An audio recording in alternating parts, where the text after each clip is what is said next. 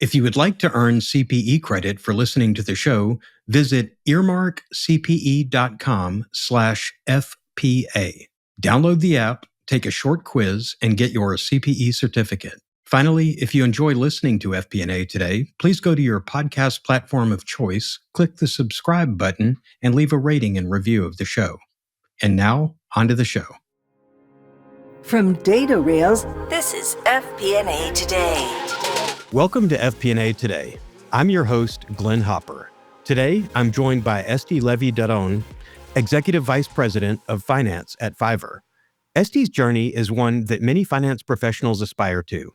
She started in public accounting at Ernst and Young and eventually leading the finance function at one of the most well-known global freelance marketplaces. Since joining Fiverr in 2016, Esti has helped the company scale through international growth, a successful IPO, and a rapidly evolving tech landscape. She's played a critical role in building modern finance organization that balances strategic planning, financial rigor, and operational agility. In this episode, we'll explore Esti's career path, how she built and scaled Fiverr's finance team, what it takes to prepare for an IPO, and her approach to leadership and innovation in finance. Whether you're an aspiring CFO, a startup FP&A leader, or just trying to figure out what's next in your finance career, there's something here for you. So let's dive in. Esti, welcome to the show. Hi, thanks for having me. Yeah, we got a lot to cover today, so let's just dive right in. So you spent nearly a decade at Ernst and Young before moving to Fiverr, and I'm wondering, after that long in public accounting, what prompted you to move into a startup hyperscale role that you took at Fiverr? Yeah, so EY was a great journey. I started my career there, right? So at EY, I worked at the audit department. I was part of audits of companies that are from startup to huge organization. I started in Israel and then I spent a few years in the US. And I think the ability to see different type of organizations, different types of finance teams, different types of business models, actually, it's so interesting. I don't know how many careers you have that you have the ability to see so many different types, and actually even to sit in board meetings and audit committee pretty early in your career, right? So I think the journey definitely gave me the ability, on the one hand, to see the bigger picture, but also to dive in once you see something interesting, once you feel there's something that you need to investigate more. It actually built that skill of looking at the big picture, but also when important to go into the details. Yeah, it's like no matter how many case studies you might do in an MBA program, nothing prepares you for the broad depth and exposure that you get being in public accounting like that. Yeah. So then you made the jump. With 2016, you joined Fiverr, and back then the company was still private, growing rapidly. So coming in at that point, what were some of the biggest challenges that you faced building the finance function basically from the ground up, right? Yeah. So I made a decision of leaving EY and going into a company because I wanted to build something. I wanted to be part of something. So it was great to see that so much variety of companies, but at the end of the day, to really feel that you're connected and you're helping the company to grow, you have to be inside. So I think that once I did a move, the first thing that shocked me, that finance was not a product, right? So it sounds like it goes without saying, right? It's when you are going to a company department, the finance department is a department that provides service, helps the company to grow, but it's not a product itself. When you're at EY, finance is the product. But I think that shock actually helped me when I came into Fiverr to feel like it should be part of the business. That finance, I couldn't feel like I'm not part of the business because I wanted to contribute, right? So I think that point and that willingness to be part of something actually helped me to really understand the business, to work with all the departments, to understand what's working and what's not. And when we're talking about marketplace, also you can think about it that finance has something in the product, right? Because at the end of the day, you're taking money from one side and then moving it to the other side. You have to be very precise. You have so many transactions, right? Millions of transactions, and you have to be very precise. So I think that actually really helped me, first of all, to feel that I'm part of something, but also real life, right? So we were growing really rapidly. And as you mentioned, it was really early days of the finance. We were only 2 or 3 people.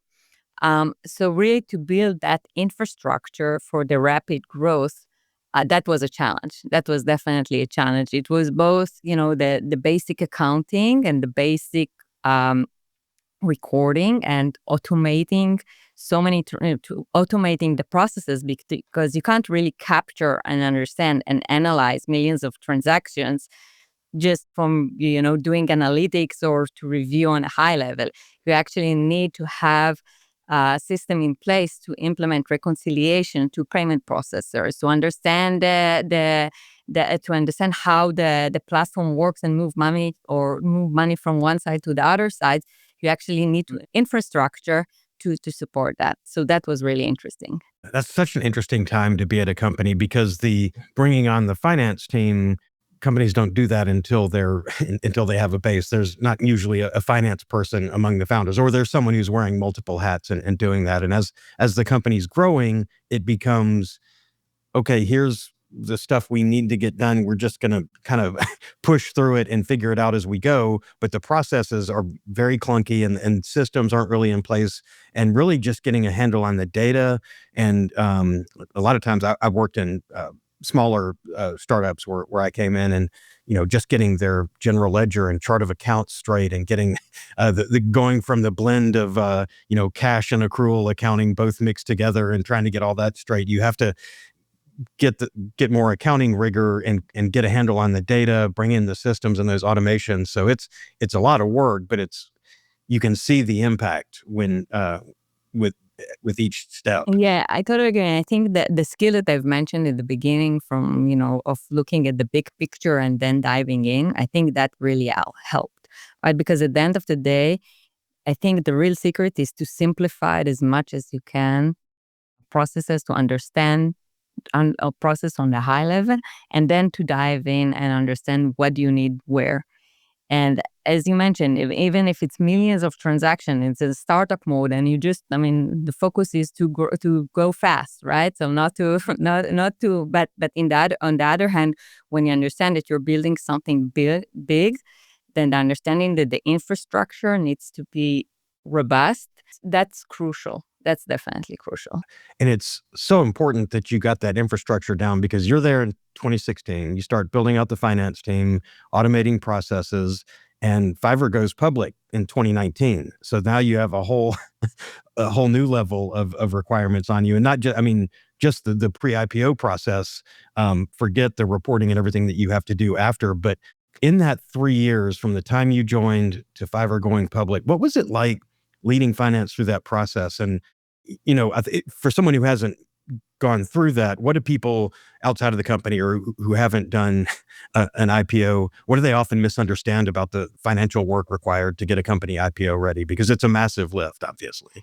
Yeah, it's a massive lift, and it's actually connected to different areas. So I think one of the maybe the more common that everyone think about and know, that the financial needs to be in accordance to a specific gap, and you have those filings of the SEC. I think the challenge, and especially at Fiverr, the challenge is to build a robust forecasting model, because as a public company, you always need to manage, right, expectation, and you always need to provide forecast. And as a reminder, Fiverr is a transaction based platform, right? It's not a SaaS model, right? It's not a recurring model. So that actually provides even additional difficulty.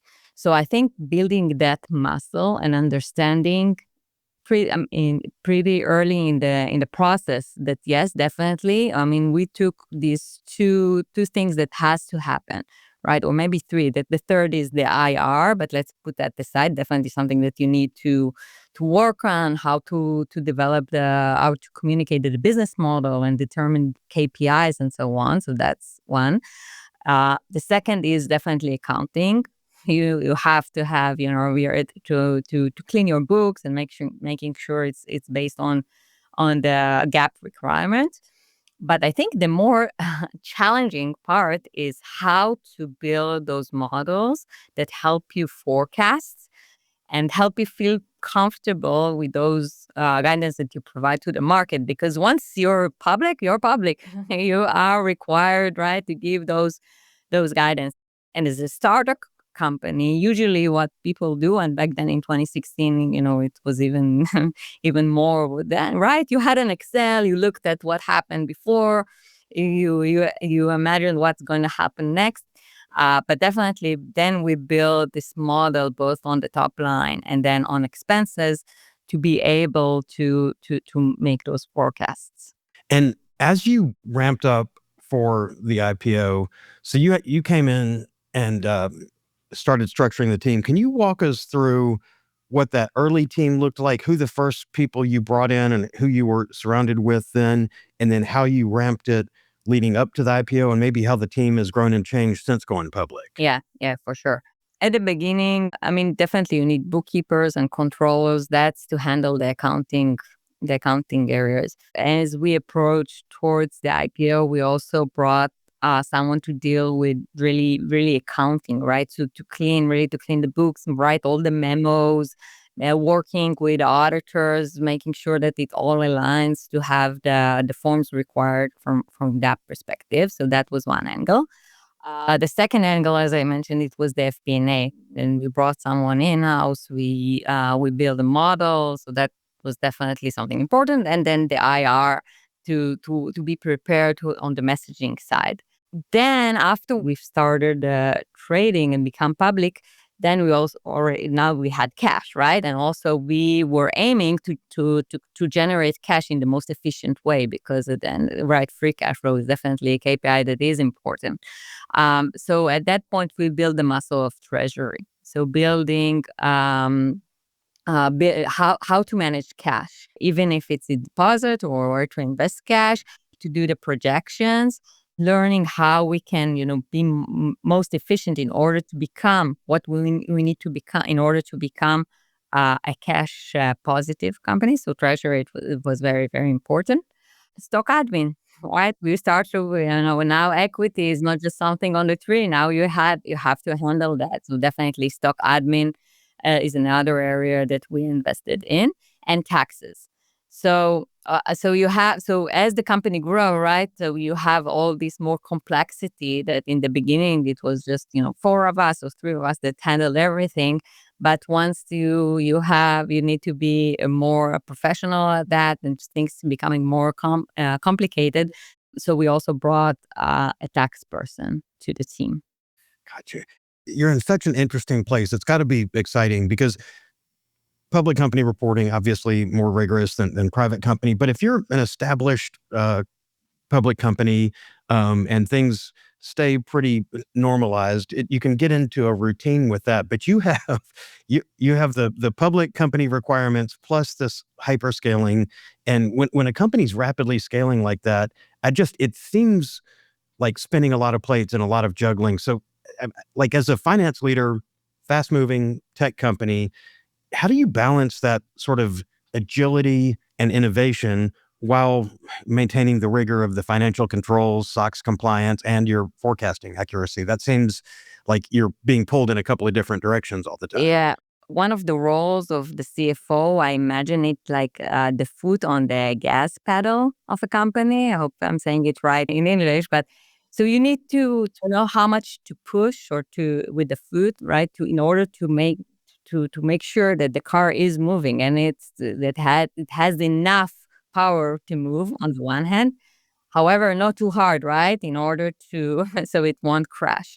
So balancing growth and healthy growth is something that as a CFO, I think that's the most. So we want to give enough energy to the company and to support the strategic growth on the one hand, but it has to be healthy.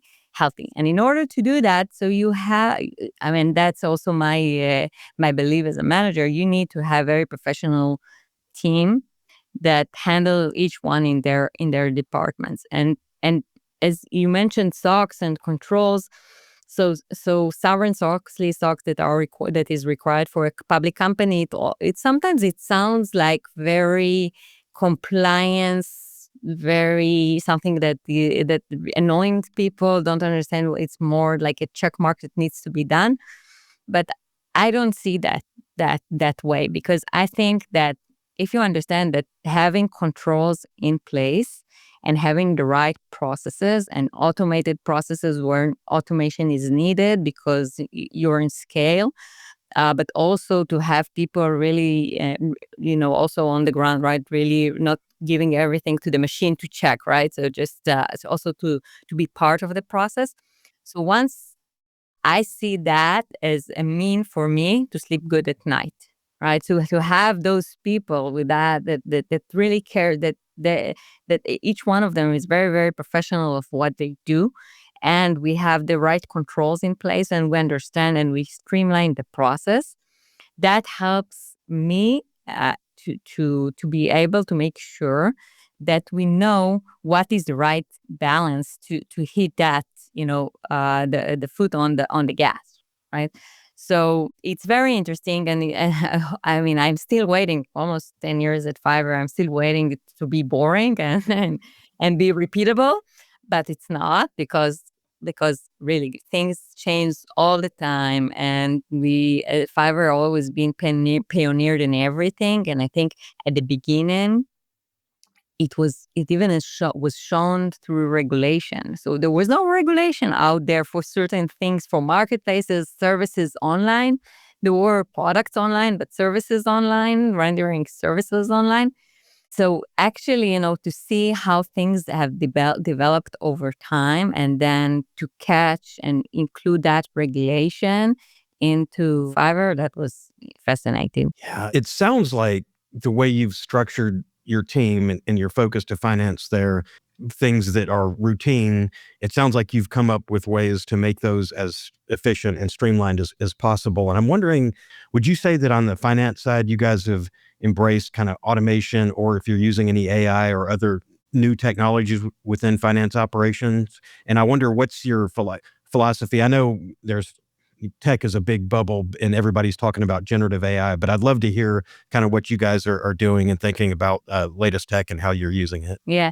So I think it's really early days still on the finance side, but definitely, I mean, there is mm, so many opportunities out there, and I'm not concerned that AI will replace the finance team. It's definitely going to make the work much more efficient. Maybe we'll need less people, or we'll need people that will do much more thorough analyzing strategic work in the finance department, and all the tedious work will be done by machine. I have to say it's still not there fully, right? And we're definitely looking for tools, and there are still tools out there. As a public company, it's always a concern for us, because you have to have things very precise and and there can't be any glitch or miss something that is not correct, or privacy, of course, or something like that. So I think that's a challenge. But my view is definitely that things will change, and the way departments are structured is, if it's how we analyze data. In a perfect world, you don't need the auditor to wait for the end of the quarter, right, to do the audit, right? And even, maybe if we will take it 20, I don't know, a few years forward, maybe they wouldn't need to wait for the end of the quarter to get results, right? Because at the end of the day, if everything is streamlined. But I think it's still science fiction, definitely. But I have to say that, I mean, for us, we're looking at each department that I've mentioned, whether if it's treasury, whether if it's tax, whether if it's FP&A, whether if it's pure accounting. Each one, there are very, very interesting companies that can give that solution from AI perspective, and helping analyzing data. I hear a lot about companies that are trying to gather information, because if you think about it, there are so many platforms out there, right? So if in the past maybe a company had one, I don't know, big SAP or Oracle, right, that included all processes. So with going to the cloud, so it became all the process has been broken to many, many, many platforms. And now the challenge is to reconcile all the data from all the platforms. So I think definitely one of areas that are really interesting is how to build that layer above all those platforms and gather all the information. I know that today people spend so much time by understanding if this customer is written this way in one system and a different way in a different system. Only reconciling and understanding it's the same customer that actually can cause a pain. So definitely AI can help with that. So I think there are many opportunities from finance team. But let's remember also when Excel was developed, so maybe, I don't know, like 25, 30, 40 years ago, people actually did the calculation not in Excel. Now that once we had Excel, it's not that we had less accountants out there, right? And less analysts, right? There are just more, and they're just doing more strategic work, being able to support bigger processes. So definitely, I think AI will help with that. Yeah, and I always say nobody goes and gets their CPA or master's in finance or whatever their education is because they're really excited about data entry. So as much as we can take away the sort of mundane, repeatable tasks and get to that strategic role, I think that's where we can really add value. And we've seen with SaaS and automation that's happened over the years that FP&A has become a more powerful function. You don't hear that moniker of it being a cost center so much anymore. And I think between business partnering and the elevated role and maybe kind of the changing nature of a CFO, where historically maybe CFOs were more just backwards looking, but now the CFO being a strategic partner and FP&A playing a big part of that. I mean, I think an automation is only going to make FP&A more valuable. Definitely. I mean, FP&A has to be a partner to enable to understand the business opportunities out there and provide the data to support that.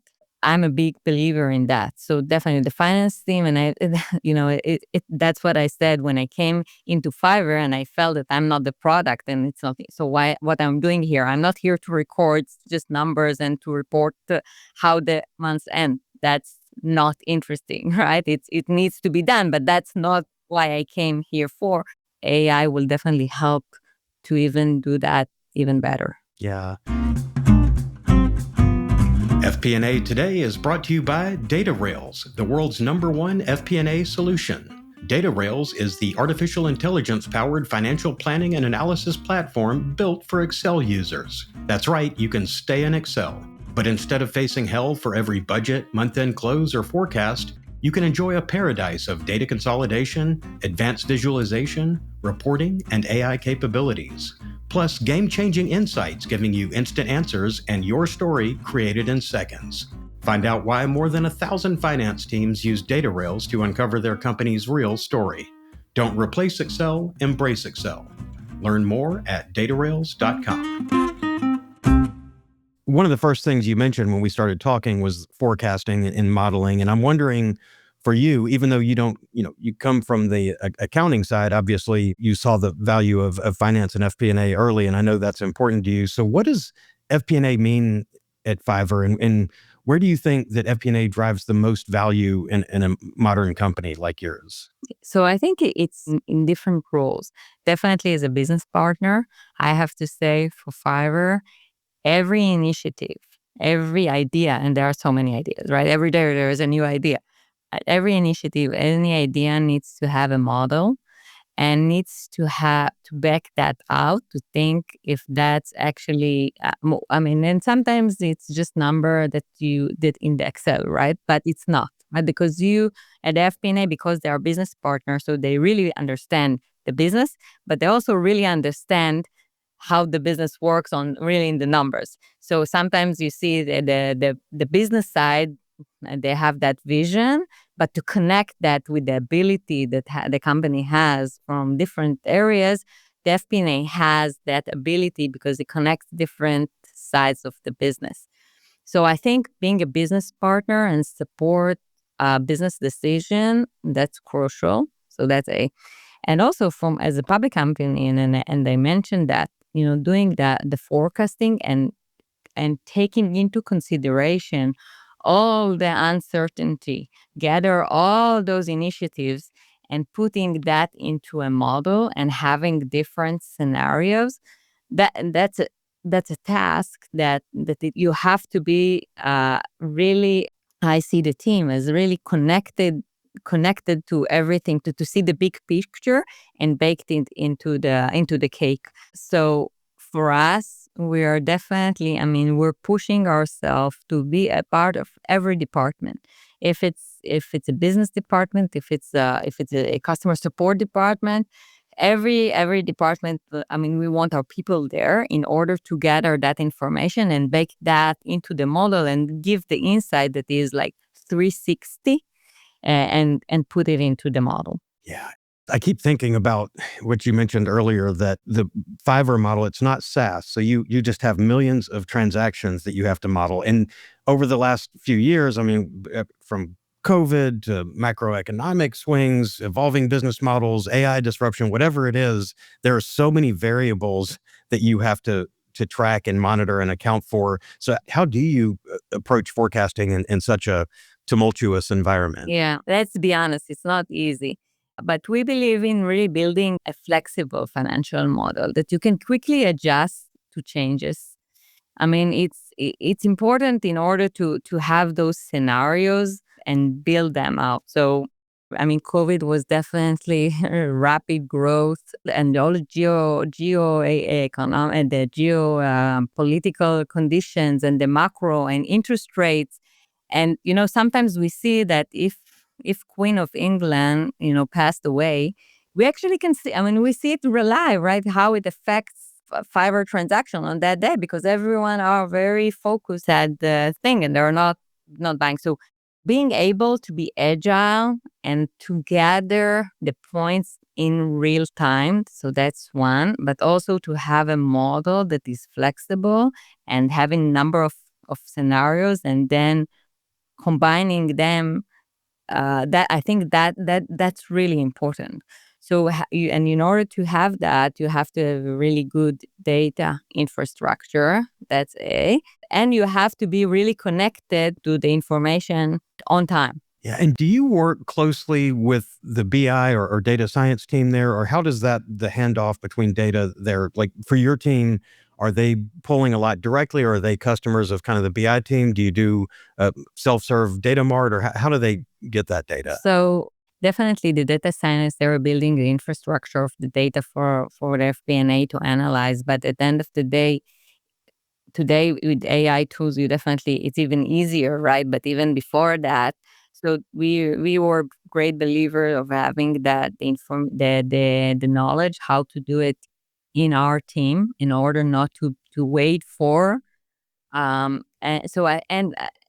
general, I would say a crucial thing is really to work well with other departments. It's with the marketing, as I mentioned, because the marketing is the leader generation that helps us to better model what's going to happen in the future, right? And with the business, with the new initiatives, and with the data, to tell them what data points we need in order to perfect the model and the forecasting. So it's really, really crucial, and that's my best advice for each finance team and definitely FP&A. Really, not to work on silo. Really, to be part, to see. Hopefully, it can be really physically meet, but in our it's not always that easy, and things are through online. But definitely be part of those teams, understand, work with them, understand what they're working on, really communicate the needs and think how we can, as a finance team, help them and how they can help us. I think that's really, really crucial. Not to consider the finance team as a department that just, that it's outside of the business cycle. It's just about, closing the numbers and providing data to the board. No, you have to be part of the business. That just works so much better. And it's changed over the last 15 years or so, where true business partnering, where there's FP&As embedded across the different organizations.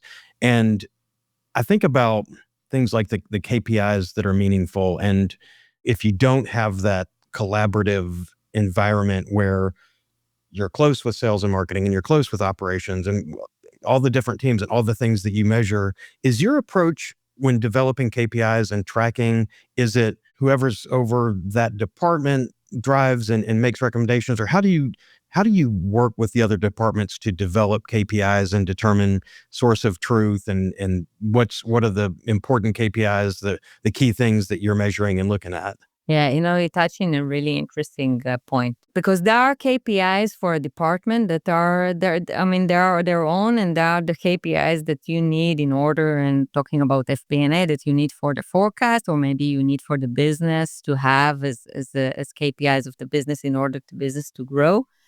And it cannot be top down totally. So it can't be just finance team saying, okay, these are the KPI, just deal with it. Here are how you need to measure it, and that's it. On the one hand, on the other hand, it cannot be only from the department side, right? Because maybe the department, they have their own, thought process, how they can contribute, but it's not really contributing to the big picture, right? So I would say the right way is to think of the company, high level KPIs, and each company has those high level that it depends on the industry. But if it's ARR or active buyers for Fiverr or whatever, right? But then to break how those departments, how they contribute each one of them to that major KPI, the company's wide KPI, what we expect them to contribute them to the business, and then translate that into a KPI that is very specific to the department. Now that sounds amazing and easy, but it's not. Let's not fool ourselves, really. It's a process that has to be with communication and discussion. It has to have a strategy, high-level strategy of the company and where the company is going to and what is expected from each department, and only then to translate that into how they actually contribute to the company's wide KPIs and to translate that to their kind of KPI. Yeah. And I feel like that's got to be pretty similar to the budgeting process too, right? So you make the annual plan, you have your growth targets and EBITDA, whatever targets you're looking for that you want to measure, new users, transactions and all that. So then when you go back, you know where those goals are. You go back with the budget and you have to work with sales and marketing and see what are the levers we can pull here that'll drive more transactions or more users or whatever the metric that you're going after. How does your team in general work with the other departments during budgeting season? So it's not very different from the ongoing year. And the reason is because we have business partners that are on an ongoing basis helping those departments to work, right? So it's not like that we're meeting only in October. Yes, in October maybe we have another meeting that is called let's think about let's now it's budget time, but it's not a surprise, right? I always say, this and yet January is always the continuance of December, right? So yes, we have a budget frame that we've decided it's 12 months starting January, but it's not that we're meeting only on when we're planning that. So once you part, when you really, as a team, we really feel part of the business and we really feel part of the department. And actually, in some cases, the people actually sit right next to that department and not just in the finance team, right? So we encourage that. Then the budget for the budget planning season is just another point in time that, okay, we need to think about X, Y, Z. So it's definitely yes. I mean, we are as a company coming into the next year with the goal and our KPIs, but it shouldn't, if it's a surprise, I think there's a problem, right? So if you only meet once a year, just, okay, now let's talk about next year. It's, and maybe it's because it's also still fast growing and evolving company, right? Every month looks different from the previous month and new initiatives and new technologies and new ways to think of how we're going to grow. So you can't wait for the budget season in order to talk with the teams. Budget is painful. It's a process that is painful, but once you feel it's part of something that is ongoing, I think it's less painful. Yeah, and I think about just how important it is that those budgets be accurate. You don't want to be reporting quarterly or annually that you're missing your numbers. So very, very important to have that done. And we were talking before the show, and I know to your team, you've got some strong team members to build these models, some very technical people. And we were talking before the show about managing people who might have more experience or technical knowledge than you do. And I'm wondering, how do you approach leadership in those situations where you've got a great team and everybody has their strengths and you're dealing with people across the spectrum? But is there any leadership insight you can offer on that? Sure, I always look for someone smarter than me in that area. That is more the professional in that area. As a manager, I'm who I am, and I got to where I am mainly because of the people that worked for me and helped me be that. And in order to do that, you have to have really strong people. So in order to be able to progress and step up and to sleep good at night, because at the end of the day, right, you need to have, that's always my like, you have this intuition. Will I sleep good at night when I know that that person is in charge on that field, and he has enough, or he or she, of course, they're professional enough. I mean, they have, and it's not to say I don't understand. Usually I say, okay, now explain to me, because I really don't understand this tax thing. I don't know. Let's assume that I don't know nothing. Now teach me, and educate me. I don't think that's a weakness. I think that's a strength. And I will always look for someone. And I think as a manager, if you look for people that are less good at from you, then you won't be able to step up and to see the bigger picture. So that's definitely something to aspire to. Yeah, love that. And I'm sure it's different across the department, but for our listeners, I want to focus just on the FP&A roles. When you're hiring someone in FP&A, what do you look for in that person? The basic skill set, personality, attitude. I mean, there's so many different components. You have the highly, highly technical people that can build incredible models, and then you've got some that are better maybe at visualization, or some are better at storytelling, or whatever it is. So there's a broad range of things to look at, including experience, and I guess that's part of it too. So I'm thinking about, how do you make sure you're staffing with the right people? And well, it sounds like with Fiverr's growth, maybe this second part isn't a problem, but keeping the talent engaged and feeling like they're doing meaningful work and all that. Yeah, I think a mix of those skills that you mentioned is very important to have in the department. So you need to have the person that is really good in modeling, and you need that person that is really good in communicating, right? Because at the end of the day, part of the FP&A role that you need to work with people. It's not just with the Excel, right? Actually need to work with it and understand the business and help that. I'm also always looking for employees that have agility, I would say, in their thinking, because, and I'm really not joking, every month look differently, and every budget season, it's like, oh my god, then the okay, everything, all the departments are mixed now. I mean, we need the structure to build it differently. If people don't have that ability to adjust and be agile, for me, I mean, I know that for Fiverr, for fast growing companies, it's not gonna work. So I would say, the skill to have that mix of skills into a team, and then to put in the right. So if you have a project now that it's more about, maybe it's more sensitive and it's more communication perspective, then that's the right person to be on that task. But if it's very, very complex model that you need to work on, it's a different person in the team that it fits more to that. As for being motivated, again, I really, really believe if you feel part of the business and helping FP&A specifically, it's even easier because you're working with the business. You're helping them to decide to prioritize the initiatives and the work based on your models. So once you feel that your work actually counts and it actually helps the company to understand where to go to, that's the reason to get up in the morning, right?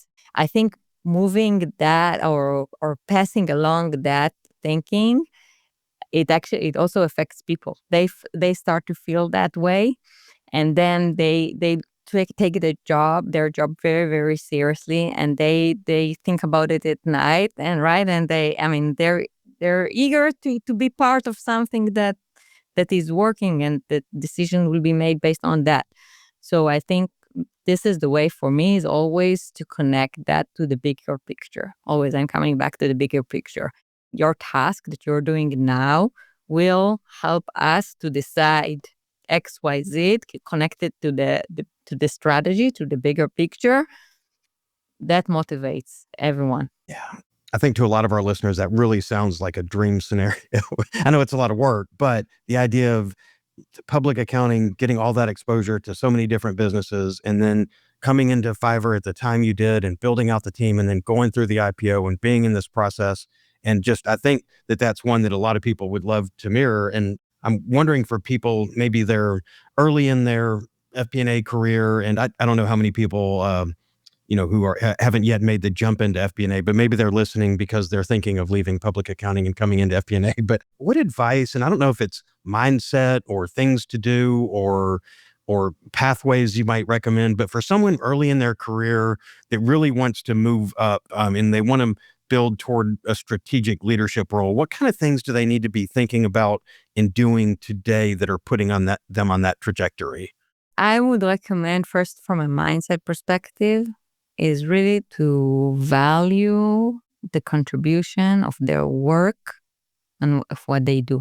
If they feel it's not valuable, if they looked at it and said, okay, I can't see how am I connected. And it can be the most junior. I felt like at UI, when I was really junior and doing that, I felt like I'm doing the audit. It's like, it's on me.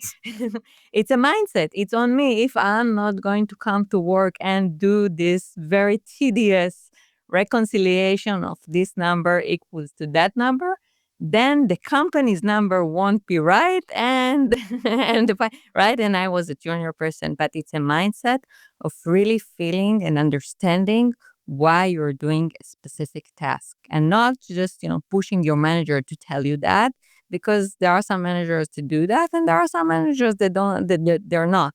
But really to try to understand, and to really to feel that you're a contributor at any point of the career. Really, every even I think the most junior people in finance, for sure, the most junior people, they are the first building block in a pyramid. At the end, it's the financial statement, right?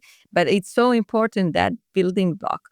So to understand that and to make sure that you're at that position, and if not, and if you're in a place that you don't feel it, and you looked at it from every angle and you don't see that, I would say just move to the next thing to see that, and not to hurry to be big managers. I really believe in learning from the ground. I really think that having the skill of looking at the big picture and then dive in, but then really dive in and put your hands into dirt, I think it's super important. I think it helped me to develop over time. Just do what you love. That's always that's always true. Really, really great advice. All right. Well, we're getting towards the end of the show, and we've got two questions that we ask every guest at the end. The first one is, what is something that not many people know about you? Something they couldn't learn from your LinkedIn profile or from Googling you or whatever. I lost my last baby teeth when I was 30. Wow. Okay. That was embarrassing. Okay, to go into the world as a 30 years old, going into audit committees without your baby, with missing teeth. That was embarrassing. But if you're certain of what you do and that your work, that even if I missed a baby tip, I still felt that I'm contributing. You should have made up a story, something that you were playing hockey or that you were in a fight and No, you should see the other guy. well, now I'm true to myself. I just, I'm aging slow. That's how I look at it. Always looking at the full side of the glass. Yeah, yeah. I guess aging slow is better than the alternative. So, Right? yeah.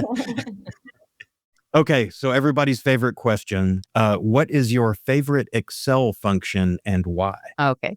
Maybe now I'm going to ruin everything, but I don't see myself as very expert in Excel. And I think my team, if they are listening now, they will smile and say, "Oh, so she knows that about her." Yeah. So my favorite thing on Excel is that it's prepared in a way that I can spend really 2-3 minutes to understand the big picture and then to dive in. So if it's a formula, if it's a way that the team built the information, it doesn't really matter. But for me, it's the ability really to show, wait, this is the result, big picture. Now this is what's inside, and then if something is not feeling right, I'll be able to to dig in. Yeah, it's funny. So I talked to all these people who are the, Microsoft MVPs and super Excel gurus. And the truth is I got my first CFO position in 2007. And as a CFO, did that for 15 years. And as a CFO, you don't spend a lot of time building models and all that. You receive models and you see them and you appreciate what the team does. But every time I ask a guest, sometimes they'll say something and I'll be like, I hadn't even heard of that. I guess I shouldn't admit that being the host of this show, but that's the reality. Esti, I really appreciated you coming on. Some great insights and just love hearing about your career and everything going on at Fiverr. And I just really appreciate you coming on the show. Yeah, thank you so much for having me. It was insightful. Thank you.